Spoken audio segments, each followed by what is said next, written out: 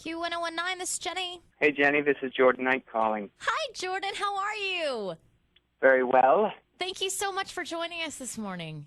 Thanks for having me. I'm actually really excited because you're coming to town February 23rd. Yep. Mm-hmm. And I am. what I love about this tour is that you're playing smaller venues. So not only is it intimate, it's kind of exclusive.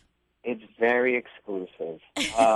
We just, we just all got off the road and we did, a big arena tour. Oh, yes, you were here.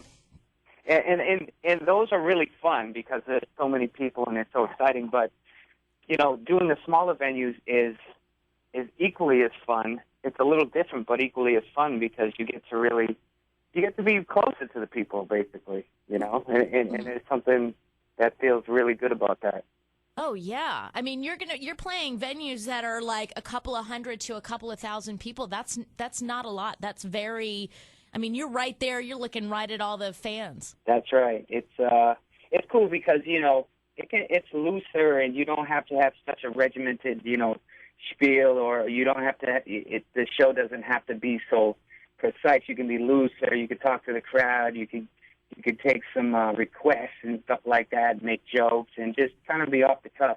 Will you really take requests? I do. Well, I do take requests, and I take requests on Twitter and stuff like that. And oh. I often switch up my my set list because of it. Oh, that's good because there's people that are going to every single show. Yeah. Well, they go to one show and then they put in a request for another song, and then they go to the next show. So yeah, it works out.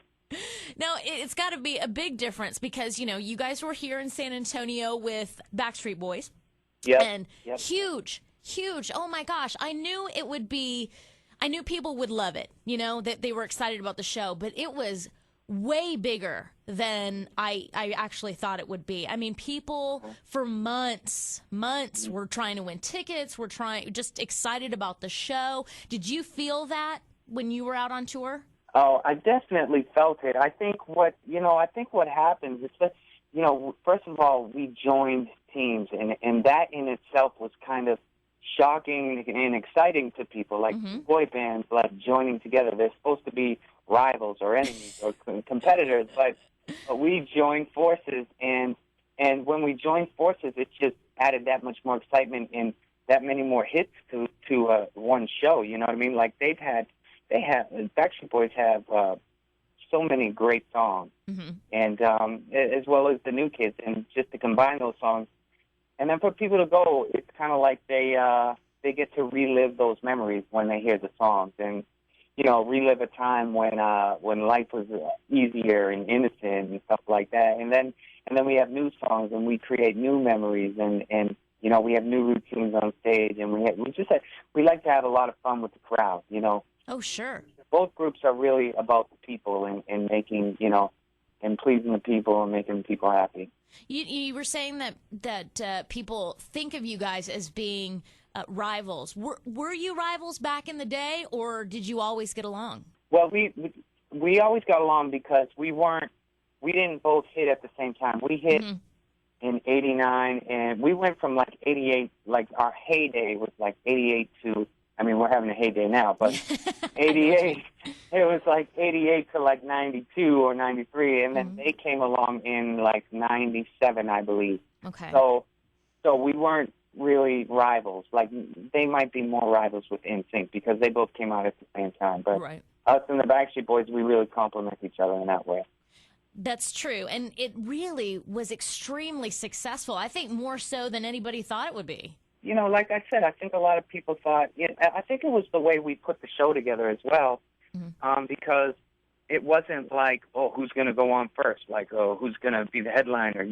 Who's better than who? It wasn't like that. It was a co-headlining tour, so we both opened the show together. We all came on stage at the exact same time, a 9-man army.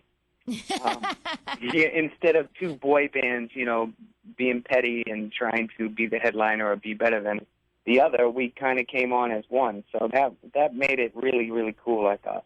Oh, I thought so too, and it's very it's just so big, and and there's just so much choreography. How is this scaled down version of just you with the Live and Unfinished tour different than something like that? How do you prepare differently? Well, there's some similarities in choreography. There might be more choreography in my Live Unfinished show. Well, that's because you're a great dancer. Well, thank you. I love dance. I think I love dance more than the fact that I'm a good dancer. I love it. So that kind of gets me through. And it shows too. People who are good dancers, you can tell that they love it. Thank you. Yeah, I've always loved dance, so there's definitely a strong dance element in the show. I'm bringing along 2 dancers that dance with me on certain numbers. Mm-hmm. I have a full band, 4-piece band, and they're amazing. They're just like, they're great. There's a famous college in Boston, a music college called Berkeley, and oh yeah, they're students of Berkeley, and they're just out of this world. So they really bring the music to life. One thing that is different is that I sit down at the keyboard and I play songs, and I play songs from my past solo albums and stuff like that, and kind of serenade the crowd on the piano. So I think that's a really cool aspect of the show and very fun for all of us. Well, you were saying earlier that your first heyday was back in the late 80s, early 90s. And so a lot of your fans have grown up with you. They're practically the same age, going through the same things as you. And one of the things that a lot of your fans are doing is working and trying to balance home and career at the same time. And I'm sure that's what you're doing. You've got a wife and kids. How do you do that? Because you're on the road.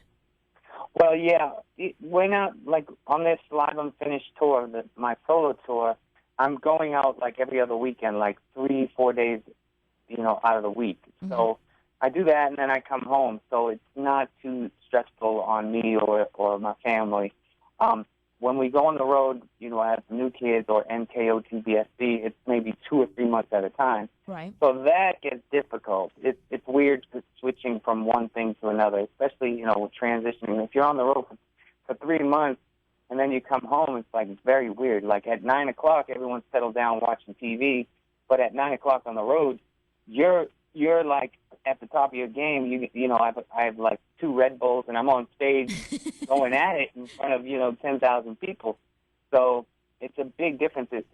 There's kind of a grace period you have to go through. When you get off the road, it's almost like, some people relate it to like coming out of prison or something like that. And then you also have your wife going, "Can you please take out the trash? Can you take out the trash, wash the dishes?" Which, of course, I'm okay with. Well, I would hope so. I do all that stuff. Keeps me grounded. I would bet. Now, one of your sons is 12, so he really knows what's going on. I mean, does he sit there and look at you like, "Oh my gosh, you're a rock star," or, "Ugh, Dad's just got this weird job"? He sees the behind the scenes of it all, so he's not totally impressed. But sometimes, like when I bring him on the road, I'll have him backstage, and while I'm on stage, I'll look over at him, and he's just like bouncing up and down, big eyed, like just totally excited. So he really gets into it, and he thinks it's really an amazing thing that Dad does. Do you think that's something that they might want to do in the future? Do you think they'll want to go into the entertainment industry? You never know. Would you let them? I would let him. My son Dante reminds me of me. When I was younger, even when I joined the group, I didn't have really big dreams of being famous per se. I just wanted to do the music. Mm-hmm. I was just like really excited about, being in the studio and doing good work, and that's kind of like how my son is. Like he'll pick out songs on the piano and stuff, just like I did when I was younger. He plays songs on the piano and stuff like that, but no big aspirations to show it off to the world. Right. So who knows? I mean, maybe he'll get some kind of bug and he'll pursue it. But I think me being his father, I know the pitfalls, so I can guide him in the right direction. Oh yeah, that's definitely a plus for him. Absolutely. Yeah. Well, we're really excited. You're going to be at Josabi's on February 23rd. Tickets are available, but probably not for much longer once people know about the show.